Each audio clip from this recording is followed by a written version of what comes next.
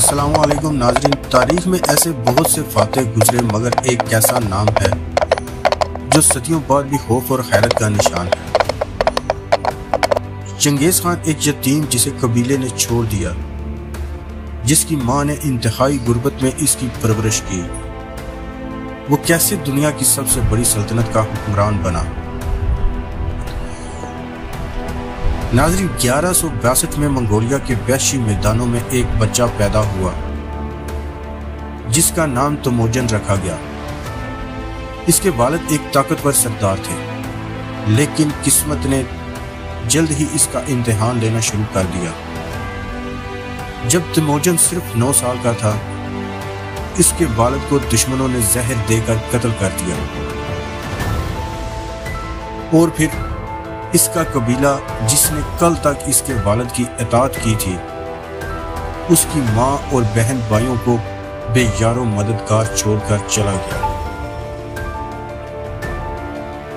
تموجن کی ماں گولن ایک بہادر عورت تھی۔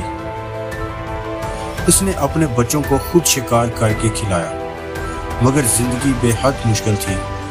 تموجن کو زندہ رہنے کے لیے ہر طرح کی مشکلات جھیلنی پڑی، حتیٰ کہ ایک بار اسے دشمن قبیلے نے غلام بنا لیا، لیکن اس کے حوصلے بلند تھے۔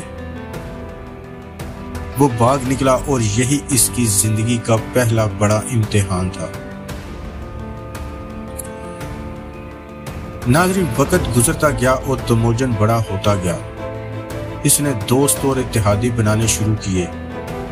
اس کی ذہانت، بہادری اور چالاکی کی وجہ سے لوگ اس کی طرف کھینچنے لگے، مگر ایک شخص اکیلا کچھ نہیں کر سکتا۔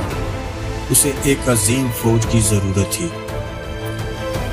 تموجن نے اپنی فوج کو نظم و ضبط سکھایا، جنگی چالیں تیار کی، اور سب سے بڑھ کر وہ ایک مقصد پر یقین رکھتا تھا: تمام منگول قبائل کو متحد کرنا۔ مگر راستہ آسان نہیں تھا، دشمن بھی کم نہیں تھے۔ ناظرین، سال 1206 ایک فیصلہ کن لمحہ۔ لمبی جنگوں کے بعد تموجن نے اپنے تمام دشمنوں کو شکست دے دی۔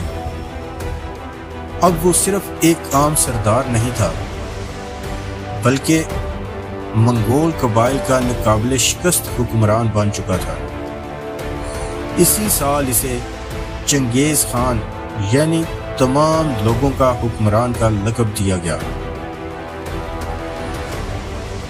چنگیز خان کا خواب بڑا تھا۔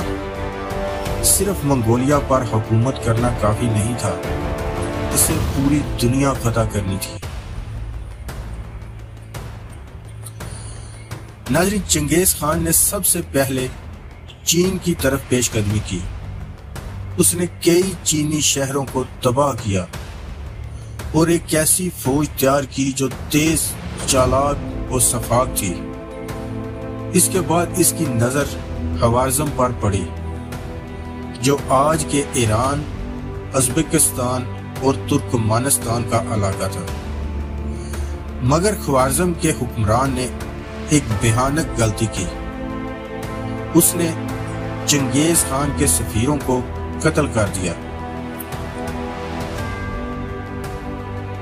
یہ ایک خطرناک فیصلہ تھا۔ چنگیز خان نے انتقام لینے کے لیے خوارزم پر ایسا حملہ کیا کہ زمین خون سے سرخ ہو گئی۔ اس نے ایک ایک شہر کو تباہ کر دیا اور خوارزم کی سلطنت کو ہمیشہ کے لیے ختم کر دیا۔ ناظرین، چنگیز خان صرف ایک فاتح نہیں تھا، بلکہ ایک زبردست حکمران بھی تھا۔